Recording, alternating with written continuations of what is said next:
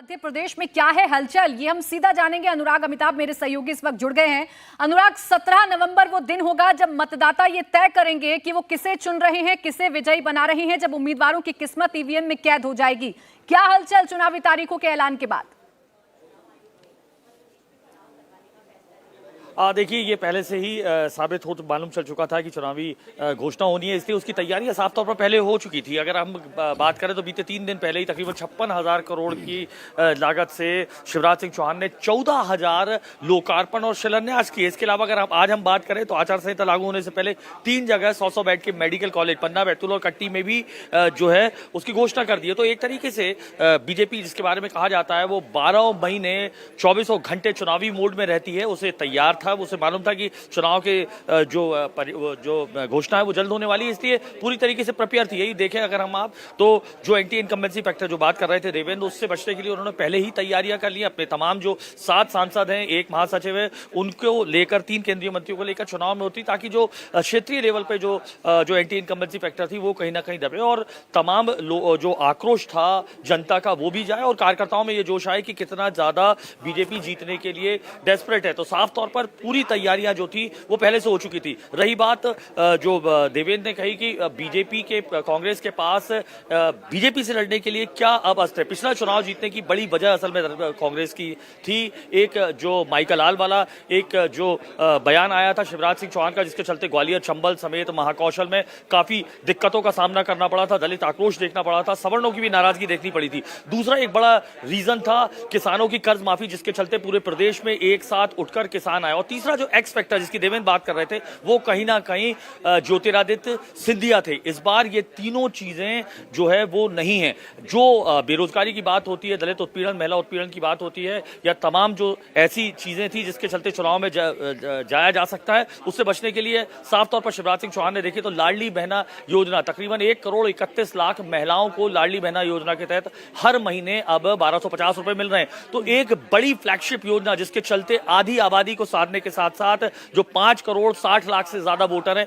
उन पर भी ध्यान केंद्रित करेगी। कांग्रेस के पास जो पिछली बार एक्स फैक्टर था ज्योतिरादित्य सिंधिया, वो नहीं है। जो उसके दोनों शत्रप जिनके सहारे वो चुनाव लड़ रही है, दिग्विजय सिंह और कमलनाथ, उनकी भी एज हो चुकी है। और बाकी जो शत्रप है क्षेत्रीय स्तर पर इतना प्रभाव नहीं है कि पूरे मध्य प्रदेश में नैसर्गिक रूप से वो वोटर्स और वोट को अपनी तरफ खींच पाए। जैसा कि देवेंद्र ने बताया, कर्नाटक की तर्ज पर उन्होंने कमीशन का मुद्दा उठाने की कोशिश की, 50% कमीशन की सरकार भी कही, लेकिन वो फ्लॉप एक ठेकेदार वाले एक लेटर के चलते जो ग्वालियर से रिलीज हुआ उसके चलते हो गया। तो कहा जाए कि इलेक्शन में एंटी इनकम्बेंसी को लेकर 16.5 साल का शिवराज सिंह चौहान का शासन हो, 18 साल का पूरे बीजेपी का शासन हो, उसको लेकर कांग्रेस को उम्मीद है कि कहीं ना कहीं जीत उसके पाले में आएगी। लेकिन वहीं जो एंटी इनकम्बेंसी का जो मुद्दा था उसको कहीं ना कहीं जो है न्यूट्रल करने की कोशिश की, तमाम शत्रपों को मैदान में लाकर अलग अलग संभावों, ग्वालियर चंबल में नरेंद्र सिंह तोमर की बात करें, विंध्य में गणेश सिंह और रीति पाठक की बात करें, और महाकौशल में प्रहलाद पटेल, फग्गन सिंह कुलस्ते, इनको लाकर कहीं ना कहीं एंटी इनकम्बेंसी को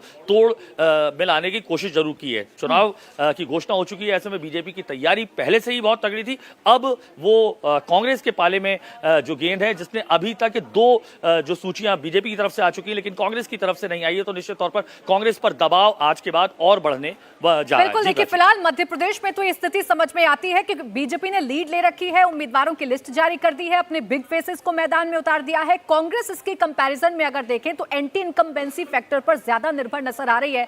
अभी ना तो उम्मीदवारों का ऐलान किया गया है या क्या रणनीति होगी चुनावों की, ये भी अभी तक खुलकर कांग्रेस के सामने नहीं आ रही है। हम देवेंद्र, अगर इस चुनाव के फैक्टर्स की बात करें तो ये जो 5 राज्यों के चुनाव हैं ये तय करेंगे कि सनातन विवाद का मुद्दा कितना बैकफायर करता है विपक्ष को, महिला आरक्षण कितना फायदा करता है बीजेपी को, जातिगत जनगणना का मुद्दा विपक्ष भुना पाता है या नहीं भुना पाता है, या मोदी मैजिक कितना चल पाता है। अब बिल्कुल प्राची, जिन 4 मसलों के बाद आपने कि निश्चित तौर पे पूरा चुनाव का जो कैंपेन है बीजेपी की तरफ से अगर बात करें तो इन मुद्दों के सहारे ही गढ़ा जाएगा। अपोजिशन की तरफ से बात करें तो जाहिर तौर पे वो जाति आरक्षण को लेके सबसे ज़्यादा वो मुखर रहेंगे और इस बात को ज़्यादा से ज़्यादा उभारेंगे ताकि जो नेशनल पर्सपेक्टिव वाली चीज़ें हैं वो इन राज्यों के चुनाव में ना आ पाएँ।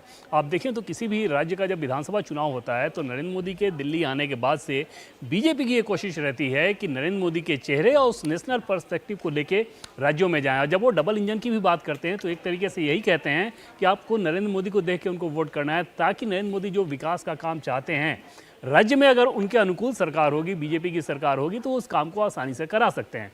इस नैरेटिव को लेकर बीजेपी बहुत तेजी से आगे बढ़ेगी, लेकिन कास्ट वाला मसला निश्चित तौर पे बहुत सेंसिटिवली हैंड करने की जरूरत पड़ेगी बीजेपी को। अपोजिशन के अलायंस की बात करें तो वो खुलकर इस मैदान पे खेलना चाहेंगे और बार बार इस बात को कहेंगे। राहुल गांधी का आप देख भी रही हैं स्पीच के हर बार कहीं भी वो जा रहे हैं तो इस बात को ज़रूर बता रहे हैं कि केंद्र में कितने सेक्रेटरी हैं जो कि किस क्लास के हैं, किस कास्ट के हैं। तो ऐसी सारी चीज़ें आगे आने वाले दिनों में और ज़्यादा दिखेंगी। लेकिन जो मुद्दे दिखेंगे आपको मध्य प्रदेश और राजस्थान में, उसमें बहुत फ़र्क नज़र आएगा। छत्तीसगढ़ में तो ऑलरेडी कांग्रेस पार्टी की सरकार है, एक मोमेंटम है उनके साथ, क्योंकि वहाँ के मुख्यमंत्री ने एक तरह से अपनी छवि को बहुत ज़्यादा धूमिल नहीं होने दिया है, उल्टे अपनी चमकदार चीज़ों को उन्होंने ज़्यादा पेश किया है। और दूसरी तरफ बीजेपी मजबूत विपक्ष किसी मजबूत चेहरे के साथ बन ही नहीं पाई है छत्तीसगढ़ में। इंडिया टीवी हर वक्त हर जगह डाउनलोड करने के लिए सर्च करें India TV news Google play store या ऐप स्टोर पर।